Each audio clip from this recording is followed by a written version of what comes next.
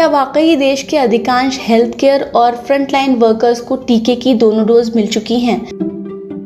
सरकारी आंकड़ों ने ही खुद सरकार के दावों की पोल खोल दी है। 2 जुलाई को सरकार ने बताया कि देश में 80% हेल्थ केयर और 90% फ्रंटलाइन वर्कर्स को टीके की दोनों डोज मिल चुकी हैं।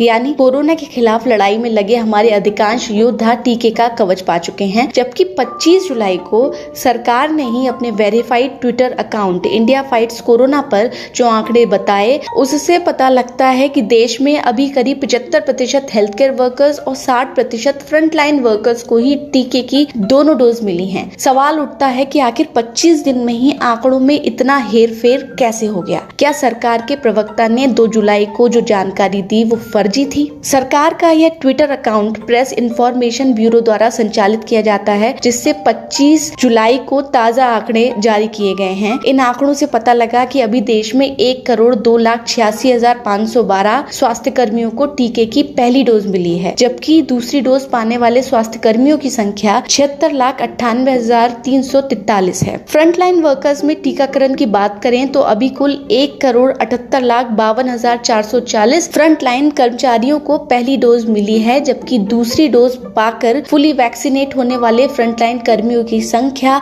1,08,19,457 है। यानी सामान्य गणित लगाकर ही पता लग जाता है कि देश में 20 जुलाई तक कुल 74.83% हेल्थ केयर वर्कर्स और 60.6% फ्रंटलाइन वर्कर्स को ही टीके की दोनों डोज मिली। इसका मतलब यह भी है कि अभी देश में 25,88,000 हेल्थ केयर और 70 लाख फ्रंटलाइन कर्मियों को दूसरी डोज मिलना बाकी है। यानी इन दोनों समूहों में अभी बहुत कम लोग ऐसे हैं जो फुली वैक्सीनेट हो सके हैं। 2 जुलाई को यह जानकारी केंद्रीय स्वास्थ्य मंत्रालय के संयुक्त सचिव लव अग्रवाल ने प्रेस कॉन्फ्रेंस के दौरान दी। तब इस बाबत खबरें भी छपी थीं कि देश के 80% डॉक्टर, नर्सों और 90% पुलिस, सशस्त्र बल के जवान, नगर निकाय कर्मी फुली वैक्सीनेट हो चुके हैं। अब सवाल उठता है कि सरकार ने आखिर हमारे कोरोना योद्धाओं को लेकर इतना बड़ा झूठ क्यों बोला? ध्यान रहे कि इन आंकड़ों में उन स्वास्थ्य कर्मियों की जानकारी नहीं है जिन्होंने अब तक एक भी डोज के लिए खुद को पंजीकृत नहीं कराया है। गौरतलब है कि टीके की 2 खुराक लेने के 15 दिन के बाद